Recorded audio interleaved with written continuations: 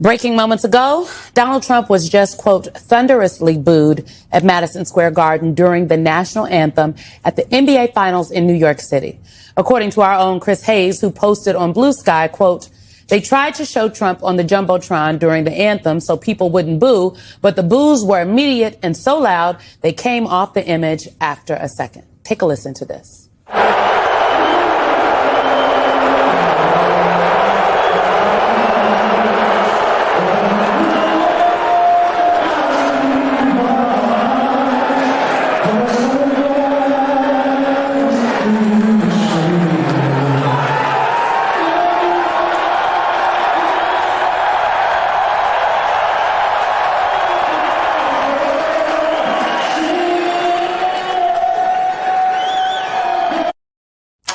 We just had a very spirited conversation in the break before. Can I just say Avery Wilson, Grammy-nominated Avery Wilson of Broadway fame, was a person that was singing the national anthem. He was giving it to us over the boos.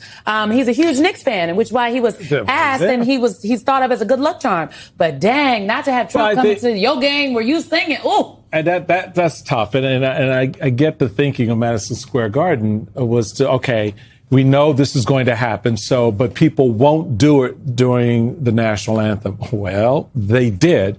And so that moment in the clip where you hear the cheering, that's for the anthem because they've taken Trump's picture down. And, you know, that high note that Avery hit, everyone's like, yeah, baby, that's what we do. But it tells you a lot. I mean, this is, I think, New York is, you know, there's a lot. This is a live shot here of the president at the game.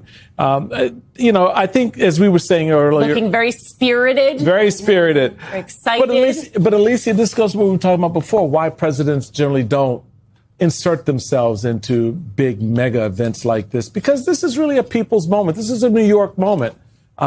And he made it about himself, and New Yorkers told him what they thought of it. Well, and without the cocoon of the White House, like what we are preparing to see with that UFC fight where he has had, it's like watching a documentary where the subject has served as the executive producer and the editor of the film. The story is theirs as they want to tell it. That is the only story, Simone, that he has proved to be comfortable with.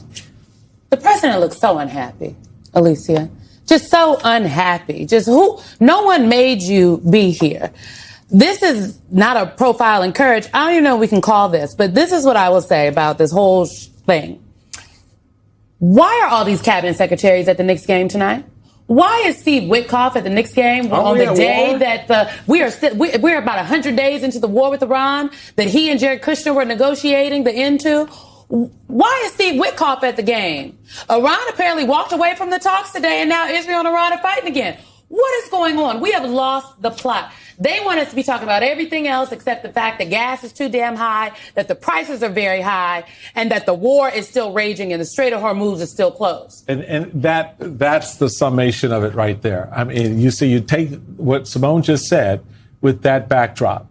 This is a president who at every major moment of not just the war, but the decline of this economy, has found something else to do. Oh, come on. Found something else to do, so much so that he couldn't even go to his own son's wedding.